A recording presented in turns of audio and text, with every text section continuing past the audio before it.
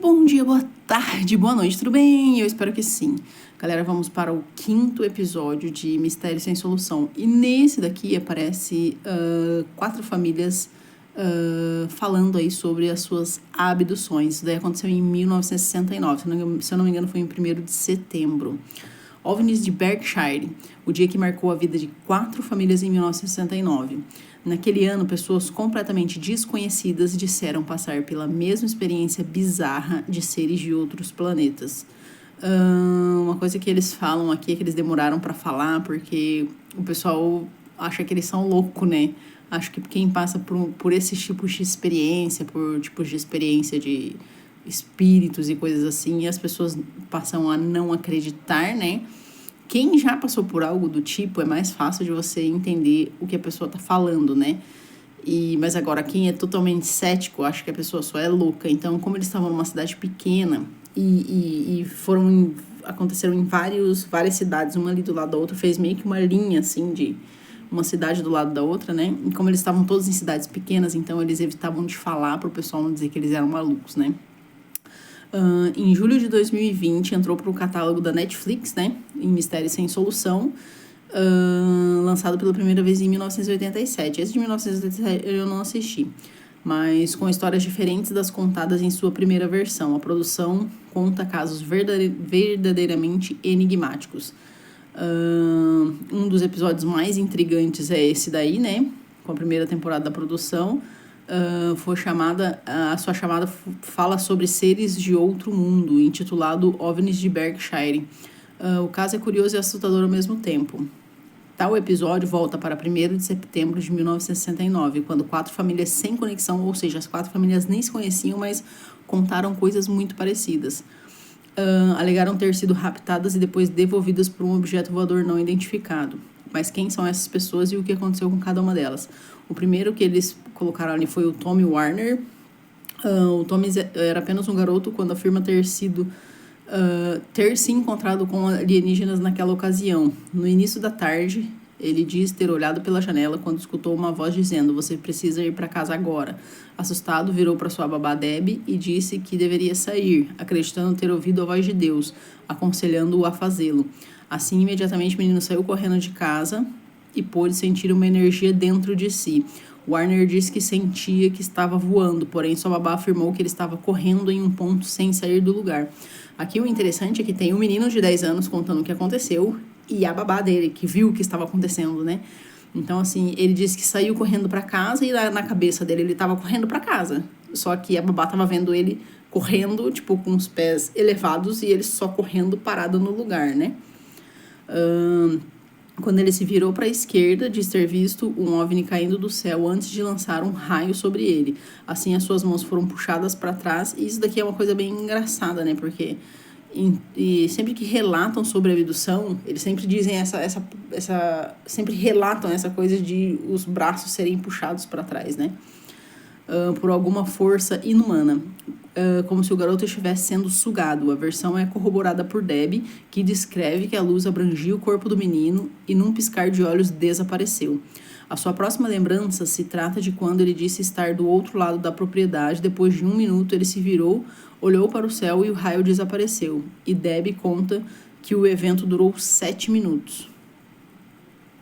A próxima é a Melanie.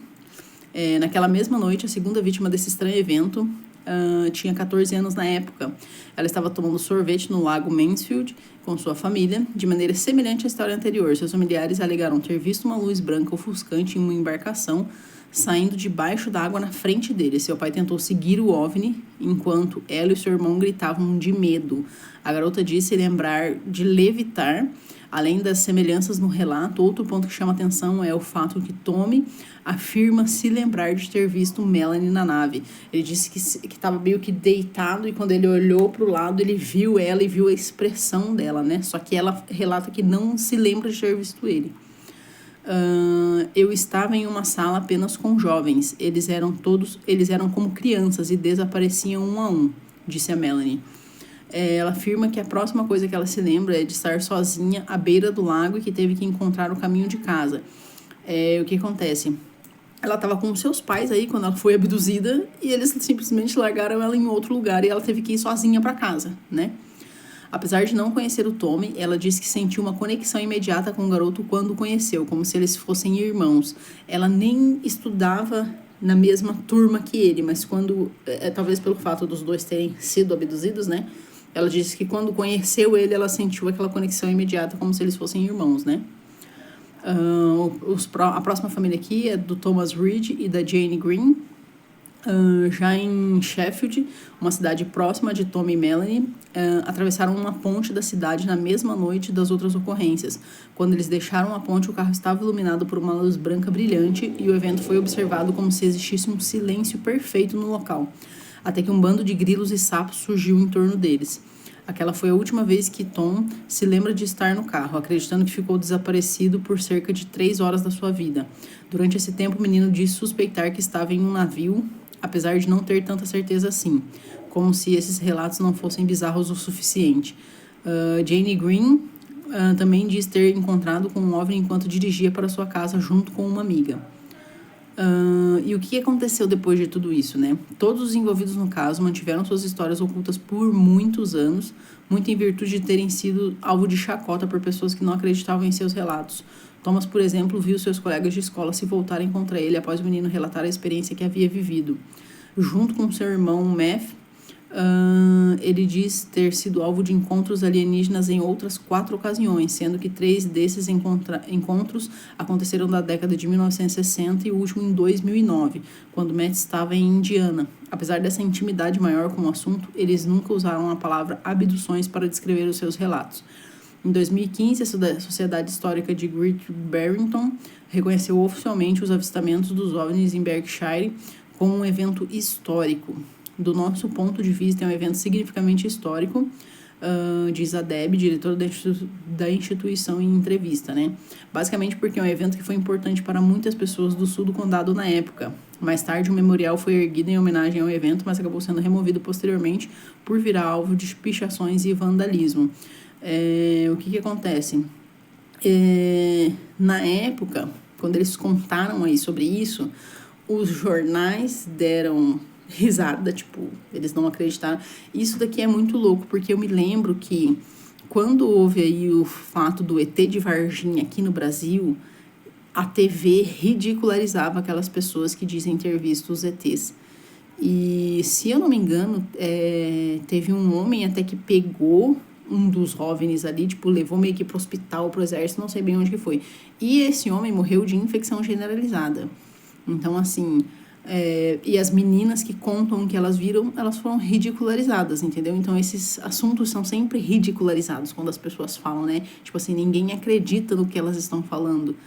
Mas eu, prefiro acreditar, não duvido que essas coisas tenham acontecido, porque não são só esses relatos, né? A gente tem, durante tudo que a gente se lembra aí de história, sempre essas coisas acontecem, né?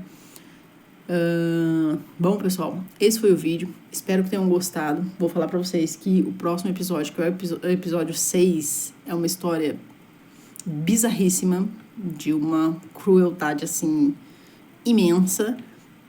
Tem partes de confissões ali no próximo episódio.